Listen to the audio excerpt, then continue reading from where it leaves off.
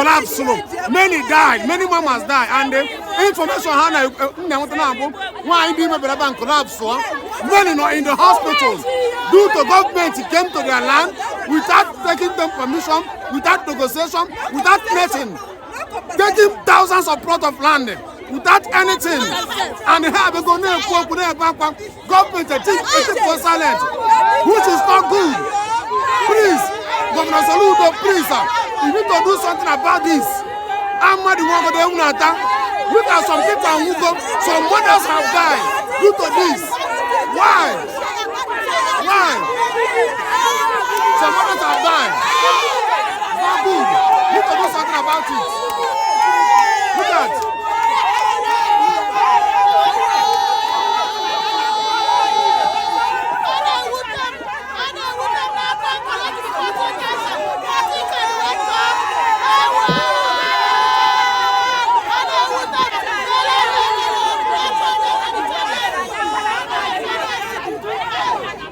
Gov Soludo biko ndu mama hana etim pune ebakwa nisi melefe onisi bia their village wole their land without negotiating with them, destroying their farm.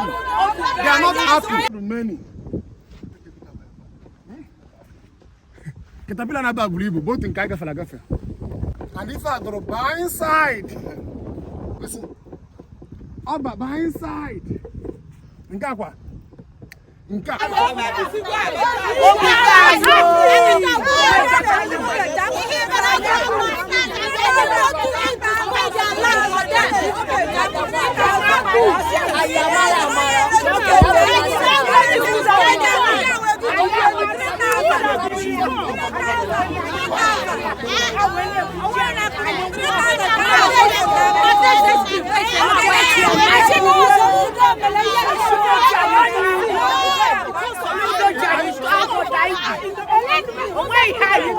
Look at some of our grandmother are in a hospital due to this land. Some no because of BP. How governor?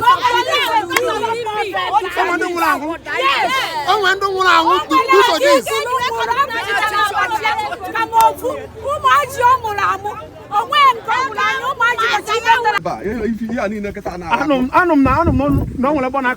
Yes.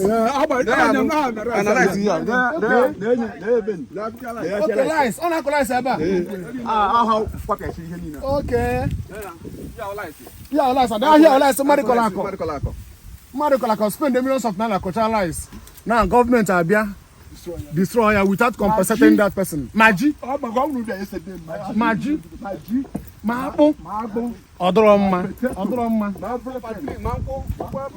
Manku. Igbo. Anom na OMOGHO na Anambra State. They can go on. OMOGHO Orumba North. Okay, OMOGHO Orumba North local government. Village. Obu na na social media kemgbe ị ga-afụ ebe ha na-eme video na element na ebe akwa on Caterpillar si webia ba na level their land. Ọ na-akọ rice ebe a, you are rice ka nji n'aka.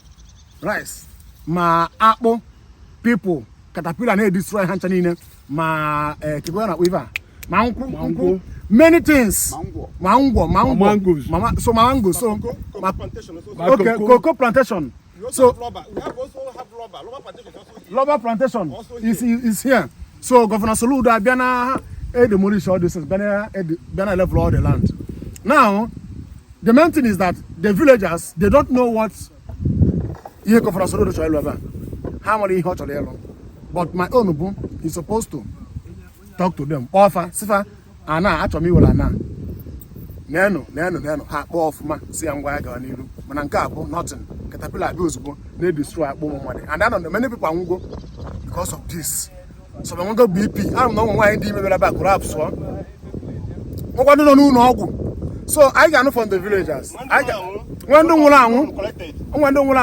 so I know from the people of OMOGHO.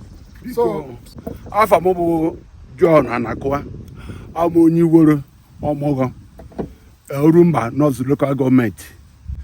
Mo abu onye ọrụ ugbo n'oge gabla mo abu driver, mo abu motor business but eto se de se eto no ze mo anọzọ ara 74 years wee se rapụzie ụmụaka ka anya moto ụmụaka ife a na-anyakwa ma wele ọtụtụ moto wee bịazie ka nkọba ọrụ ugbo na-abịazi na abịara ịkọ ọrụ ugbo ife na-afụzi kemgbe this year ka ife ajọ kachasị njọ ebuzezi na azụ ya abịa gbalịwa ana anyị na-agata ndị nke a ga-agbalịkwa ana anyị kwa n'ụzọ one gị a na-agbalị ụmụaka anyị niile ebe a ga-ezi ọtụtụ anobi new start ka ebe a gaje bụ anyị che na ịgbara ife nwe ihe dịka 2 eka or 3 eka or 4 ana na-agwa na ọ bụ 60,000 acres of the land na-agbalịzi n'ime ife a na-ekwu iru ebe ahụ akpụ akọrọ ebe ahụ agbalịsikwe nkwụ yazida maka kwụ protection dị ma rọba ebe a na-emegasị ma rọba efrefen ji potato rice ụmụ na-ewu ewu ọkwa ebe ahụ abịa gbalịsicha afa niile gbalịsị agụ niile ụmụ nwaanyị abụọ ngwo na-anwụ ofu onye ka ndị ọtụtụ nọ na hospital ndị BP bụ ndị biri ọtụtụ ego ndị biri 500,000 ebiri ha niile agbalikọrọ ekweghị ka ewufu ofu ife mgbe a na-ajụzi ndị ọchịchị fama bịawa ọka asandekwe Soludo ha na-akọ na ọsụ development anyị na-ajụ development ọ bụ ndị ọ ga-achị nwụchara ewee mee development kedu ife a ga-emetobe ime development bụ na-abata n'ụlọ ndị anụwụzi ndị ụlọ ji ama aka kịta ọ ya akwadogasị n'ụlọ kwa amakịsịwa ha ọnụkwụ na ma haus eduga anyị mgbe anyị na-ebe akwa ọ bụrụ na ị bịara yesterday ụmụ nwoke ibu na ebe a na-akwa akwa si enyeghị iwu ha kwadisiri ife na ha mebisiri everything ebe a ma nkwụ dị ya ma ife na Soludo nye ha ọda ha mebiri ihe afọ ibe nnukwu na ndị nwe ana esi tie kwuo n'okwu ana mana ife ya kwuru ya anyị na-akwa akwa ọkụ omegbu Chineke nọkwa n'elu igwe na-ene ife na-afụ ihe na-eme onwe gwara kwere mechaa ikwe gị n'ịnọ ọrụ oyibo mgbe ị naziri inwe problem na-asị ebe nsogbu si bịara gị nsogbu ibia na ụmụ ogbenye a na-akwa akwa ma ndị dị ime na-ada na-anwụgasị ọkwa n'isi onye a ka ọ dị emechakwa Chineke ya jụọ ọchịkwa ihe na-ekwu na ife anyị gwuru anyị ka debe akwarugo today ụmụ ya otu sikwa na ha ekwere na akwa ma na-egbuchasịrị onye ji egbuchasịwo mgbe nwaanyị na-abụ kọ ịtọ ngworo ndị n'ụlọ ọgwụ nọrọ ndị na-aya BP na-aya ọhụ ọnwụ ka ọ bụ a sị m obere aka soro ụmụchukwu ka ụmụ ekwensu ka anyị bụ anyị sokwa na-ajụ Soludo asị na ọrụ atụ egwu bịa fụchi ọ tụrụ votu. Good morning everybody. Afa m Chukwuebuka nwa meziri kola youth leader Ụmụnaba village n'ime ọmụọ biko ahụ ọ nyụrụ n'elu gbakwala anyị yarị because anyị emela expect na ihe ka anyị afụ n'aka ebu gọvanọ wetagbo ụmụ everybody na ọmụọ putere effort ka anyị tụrụ Soludo ka Soludo chi anyị ka ọ gosi ọlụ ahụ ọkpọkwara anyị nkwa mana ihe anyị bịaziri fụ na nke ikpeazụ a onye ha anya ọnụ okwu ife a na mụ na onwe m na amụrụ m ọrụ na Delta steeti bata ọmụọba anyị ka ihe ọkọchapụ m na Delta steeti m bata ọrụ ebe nfe aka na-akọ abacha nje feed my family ebe aka na-akọ rice nje feed my family ebe aka na-eje mgbe nya gbucheta akwụ nji wele feed my family now even onye ọrụ kọlọ m ọrụ ebe ka na-agbapụ ụgwọ ọrụ agbalị ọ kọrọ m almost 5 chains ebe a ichi chain na akwụkwọ n'ọrụ 120,000 the guy ka na-agba m ụgwọ ya mana dị ọrụ ọ kọrọ m agbalị egwu ya onwe ihe nwetara n'ime ya na onye aba echi ogbuo m mma ọ bụrụ na development na-abata n'obodo ndị mmadụ na-anwụchasị our able governor we are not happy anyị ncha obi adịrị anyị mma all youth ọmụọ na stand na-ekwu agwa ya okwu a anyị adịrị against n'ịchọ ivụrụ ịlụ development na community kama na ndị Igbo si na-akpa akpa emela n'ute eji m afa m na afa youth Ụmụnaba youth ọmụọ wee na-asị go mee ife ka ọ dị mma we are not happy ụgwọ anyị jigasị ndị ji ebutecha ego wee ka ọlụ a ihe niile n'ụfụfa ebe aba abacha ka ehipụrụ ebe abacha ndị nọ 2 months abacha ndị nọ 3 months ihe ihipụ niile anyị kwuru na ha ekwuchala abacha ihe dụchala ebe a n'ime ya abacha so anyị amakwa ka anyị esi wee weta ezi ego anyị ejikwụwa ndị be anyị butegasịrị ego ma ndị ọrụ lọrụ anyị ọrụ and ụmụaka anyị na-amụta anyị amazi ebe anyị ejebe apụwa n'obu ọ bụrụ na o nwere ebe ihe kreti anyị n'isi ọfịa beu then anyị abịawa were ụlọ ụgwọdụwa 1 plot anyị alụba ụlọ di ya ụmụazị anyị abịa lụba ụlọ na anatọgbọ abụghị ozi na anwawo na onwe ihe eji eme ụmụazị ka a na-amụta ụmụazị ebe aka na-erecha ha ebe aka erecha ha n'obu ebe aka isi enweta ha isi ebe iseli anyị enwe politeknik n'ọmụọ onwere kọmpanị nọ n'ọmụọ onwere ihe yutubu anyị na-eme gọọmenti ji echeta ya akwụghị ụgwọ ọ na-ekpa ebe ka anyị si enweta yutu si enweta ife a ji eri ma ndị ụmụ nwaanyị be anyị ụmụ nwaanyị ndị okenye ụmụ nwaanyị ndị agadi ebe a ka si enweta ife a na-eri biko ọnya ka nsị ka anyị yutu ihe lizi nwaanyị anyị si ka anyị kwukwu otu ahụ ka Soludo ka ị mara ihe ị ga-eme ka ị mee ta avoid ọnwụ ike ịkọsụrụ mee ọnwụ ike na awa kọmuniti wụọ mmụọ ka ọ kabego ndụ nke nwụrụ anwụ bikos ọ bụ na ị kọntinu ọlụ a ị na-alụ damitri ịchọ ikpochapụ ọmụọ niile and ọya asịsị na otu anyị si na kristian ebedivu mụ na anya bụ ife na ọmaga ọbụla ezigbo ife onwe ka njọ ọnụ unu enweghị idea ihe ọ na-achọ ịlụ ebe nobody industrial park at the airport. Industrial park at airport. But I had the sure. because the land is too much. Even airport wale cannot if and as too much. Our people are not going to resist development. Yes. We are not resisting development. But Yes. what we are saying is this: before you can develop a cast of land like this, more than 60,000 hectares of land like this, there should be an MOU. Yes. Consult the community, carry them along. So it just that what we're asking that we are taking on our way. None of us know what is coming here to do. Here for Abiabido destroy other things. So even as at now, we still welcome him, but we are saying carry us along. Let us sign MOU. Yes. And our benefits Yes. in the kind of development that is coming. Okay? I into development, but you don't have to force it on us. Can we If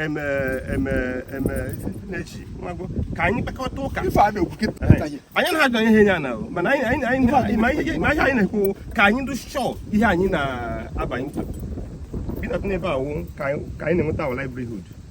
Everything in the community boys are here. That lies ọmụọ ị na-anụ maka ya wụ ebe a. Nice one more, yeah. Data akpa efokọta na nkwọ a na-ele ewu ebe a.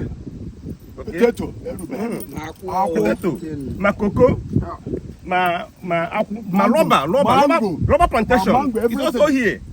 So all these things have been destroyed. So where are we going to start again? ihe na-ewute ka anyị chekwudo anyị wụ na bikos abacha nọ agbaleduru o nwere bikos mmadụ ọkụ adị emebi ọkụ ibie ọkụ adị emebi ọkụ ibie afọ ha mụ reason why mmadụ ga-eji wee bata tinye budeza na abacha efu na abacha ifu nọ 2 months abacha ifu nọ 1 month abacha ifu nọ 3 months 4 months iwe ego niile spendịrị o bụ ekwe mmadụ o tinye budeza ire enye the plot of cassava mmadụ o biri ego ji elu o bụ ekwe gị itinye budeza without no settlement without no agreement itinye budeza gbalele kpọkọ onye aja ndị afọ abacha ndị mmadụ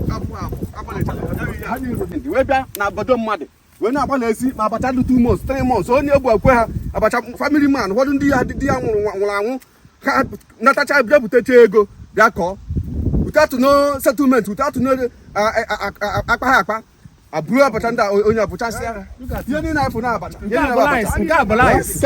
ọdụkwa mma Governor Soludo, sir, please, you need to do something about this. You need to do something about this. The villagers, they are not rejecting development. How welcome go? They welcome you, but do the right thing. Do the right thing. You suppose they meet if gonna happen. Oluebido. That is it. Yes, because how much? Because as they are saying now, ebe katapila na abazi, oduka village ne gonna achieve well. All is too much. Ebe katapila na abana, muno ha na mark. I want to be about my brother. In fact, Anna in In 3 hours, you cannot go land here. You can't go to Nkwale. You in 3 hours. okay, Nkwale. You can't go it in 3 hours. all do too much. Maga mwaba. In fact, don't raise back. And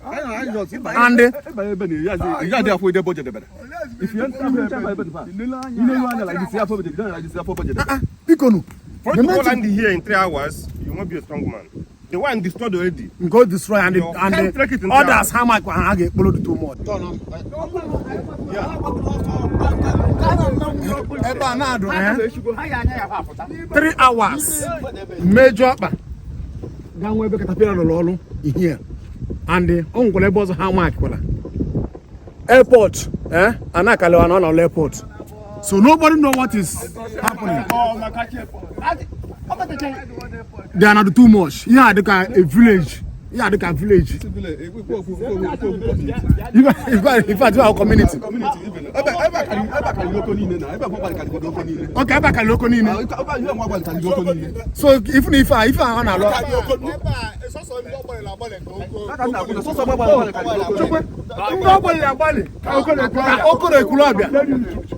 if I have airport, we don't know what.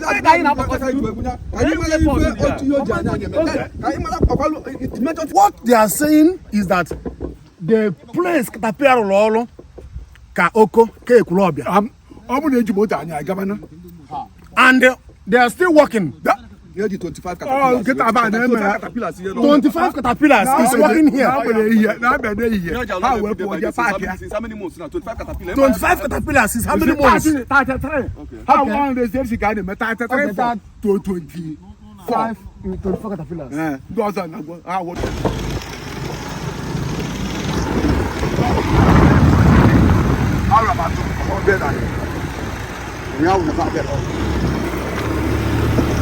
They are not too much. I'm going to drone. I got me feeling drone. On a fool. Now, here I can live village. I can live village. What is Zoku? I don't know about the village as Neku. Now, Anna, Caterpillar look all on here. They are Anna.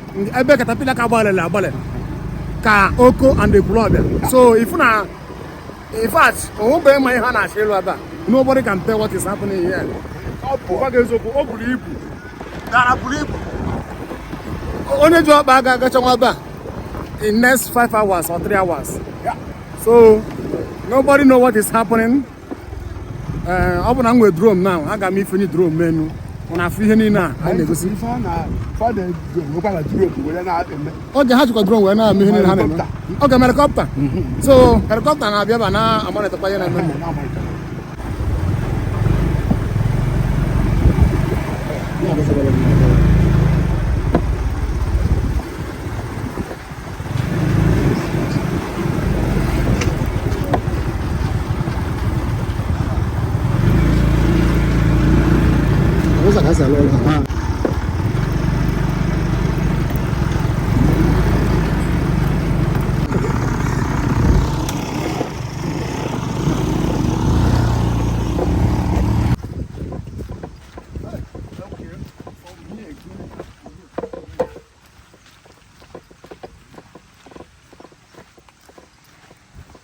Look at cassava.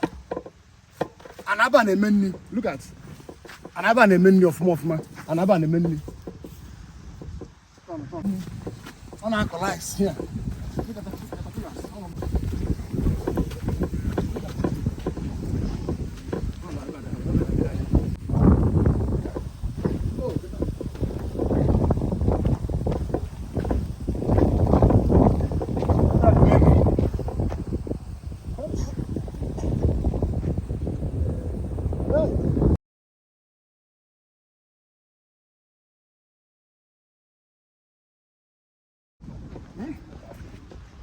Caterpillar na bag Igbo, both in Kaiga Falagafe.